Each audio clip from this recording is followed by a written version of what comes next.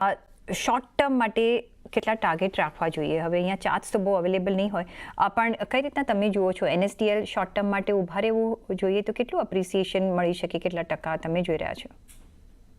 એનએસડીએલનું જે રિટર્ન જબરજસ્ત આવ્યું, આઈ થિંક કોઈ એક્સપેક્ટ નહોતું કર્યું અને સારું એવું વધ્યું એનએસડીએલનું. અગર તમે જો તો, અને એનો એક રીઝન હતો કે બધા સીડીએસએલથી કમ્પેર કરતા હતા અને એ રીતે એનો તમે જો કે વેલ્યુએશન સડનલી અપટીક આવ્યું આમાં અને સારું એવું ગ્રોથ પણ દેખાયો આપણે આ એનએસડીએલના સ્ટોકમાં. હવે અહીંયાથી કેવું છે કે અહીંયાથી પ્રાઇસ ટુ પરફેક્શન છે. અગર તમે જો તો શોર્ટ ટર્મમાં તો મને એવું લાગે છે કે ઘણું બધું ઓલરેડી ફેક્ટરિંગ છે, તો થોડું તમારે એ રીતે રાખીને ચાલવું, કેમ કે અગર અહીંયાથી માર્કેટ વધશે તો એનએસડીએલને ફાયદો થશે અને જે પણ એમનું ઇન્સ્ટિટ્યુશનનું ફોકસ છે ને એ પણ બહુ સારો એવો છે. તો એમાં કંઈ પ્રોબ્લેમ નથી કે આ સ્ટોકમાં કંઈ સારો એવો ગ્રોથ પણ આવશે આગળ જઈને. પણ મને આ લેવલે વેલ્યુએશન કાફી હાઈ લાગે છે. ઓલરેડી આ સ્ટોક તમે જો તો 80ના પી પર બેઠો છે અને તમે લાસ્ટ ટાઈમ જ્યારે લિસ્ટ થયો ત્યારે ખાસો ઓછો હતો.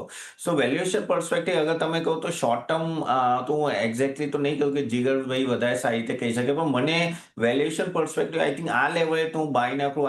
આ લેવલે મને એવું લાગે છે કે તમે અગર હો તો વેઇટ કરો, પણ કાં તો સેલે કરી શકો છો, પણ નહીં બાઇંગ માટે આઈ થિંક થોડું નીચે આવીને પછી લેવું, 10-15%, 15-20% પછી જ આઈ થિંક લેવું વધારે સારું રહેશે ફોર ધ લોંગ ટર્મ.